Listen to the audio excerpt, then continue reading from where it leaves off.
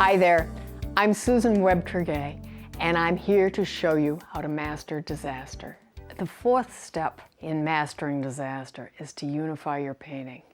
You can really pull your painting together with design strategies and color strategies. We're going to start with design strategies. The first one is a simple one, high horizons. It would be a very narrow band of dark sky, something either along the top, perhaps along the bottom or the sides. Let's look at the example I've painted here. This is the Grand Canyon. I was fascinated that there was all of this going on down in the Grand Canyon. Mountains and valleys and rivers, but the horizon was perfectly flat in the distance. Can you see it way up at the top of the painting? Let's try and see if high horizon would be something we could use for this painting. If I darkened up everything up here, maybe went in with blues behind and darkened up the reds and left this light, that would work, but it might be kind of boring. Let's look at another design strategy and see if that might be better. Meandering scaffolding is an all-over pattern. It's a fun design strategy to use. I use it often. Here are two examples. One is abstract. It's sort of pebbles in the water, perhaps. And the next one is of pencil shavings. Somebody gave me a set of pencils with a handheld pencil sharpener, and I found that what I was throwing in the trash was more interesting than what I was drawing with my pencils. So I painted the shavings. Design strategy is all over the place there. This painting is close to that. We have some sky sort of area up here, but the bottom is a meandering scaffolding.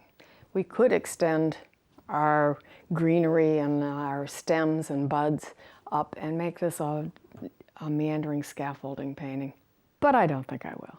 The final design strategy that I thought we'd look at today is the checkerboard. The checkerboard is a very tricky one to get your head around, but it sure makes fabulous paintings. Let's see. The checkerboard would be a dark flower against a light background up here, and a dark flower against a light background down there. And then the reverse in the other two corners. This would be a light flower against a dark background, and a light flower against a dark background down there. It's tricky, but it sure does a nice job. I think that's what I'm going to do because I love that design strategy. Let me write this down so I won't forget what I'm doing. This will be a light flower against a dark background. This will be a dark flower against a light background. Now the bottom two corners are going to be the reverse. This one will be dark against light, and this one will be like that. So it's going to be light against dark.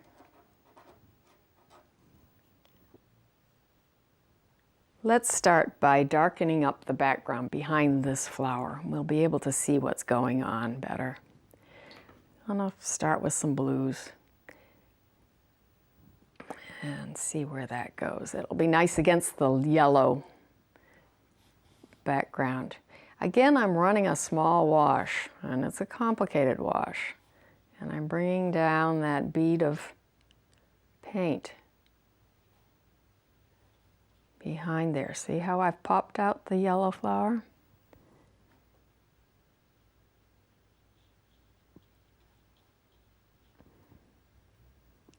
And now I'll bring it down here and really pop it.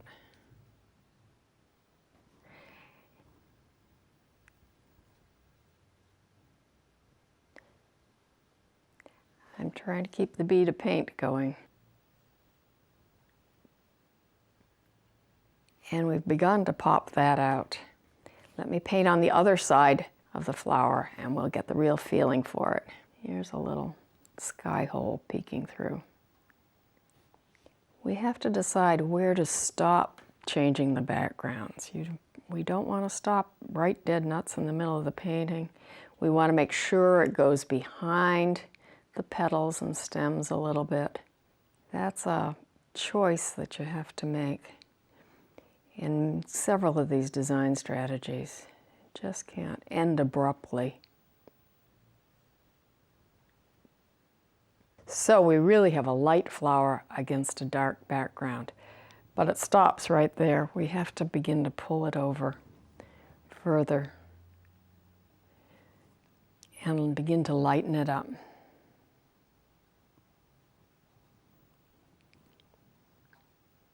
Let's see if I start putting just plain water over here. Can I make it wash? Lighten up as it goes across. And clean up the tape so we have a little better idea of what's going on. And I also need to bring the paint down behind this area. Here's a leaf, there's another leaf and some buds. But this could be background area. And that could be background area, as well as this. Let's wash these away and see if we like what's going on.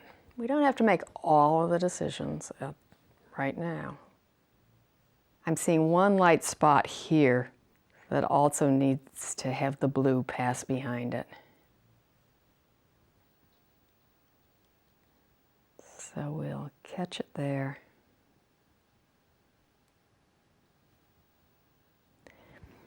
And bleed it away with just plain water. Let's leave that for now, and we'll come and we'll work on the bottom section of the painting, which means we have to give up the beautiful white of the paper. It's tough to give up the white of the paper. It was for me, but now I can do it all the time without feeling guilty. Basically the same colors that we used before. Aqua crimson, a little new gamboge. We'll start beefing up these flowers.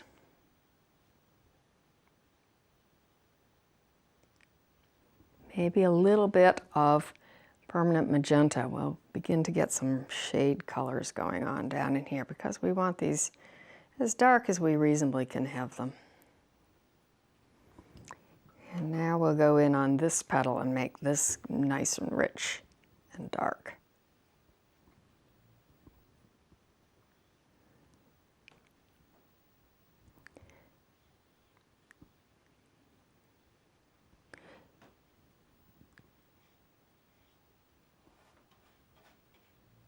There goes that beautiful white.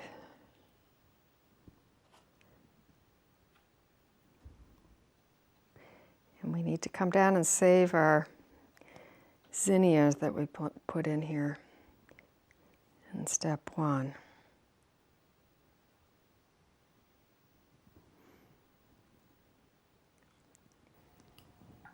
Now I've painted this nice and rich. That looks faded back. So we're going to bring this color over like we brought the color across there. The values.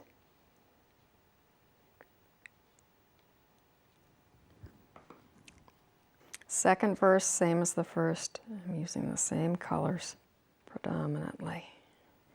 We need to pop out our new zinnia. So I'm going to paint in behind there.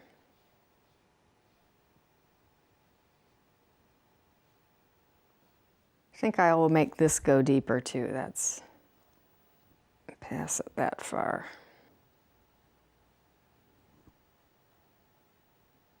There. Now we have a light flower against a dark background and a darker flower against a lighter background. Now I've brought my checkerboard design strategy over to the right-hand side. I deepened up this flower a little bit against its light background, and I put a wash of blue over the greenery here to pop out the flowers. So now I have the flowers light against a darker background.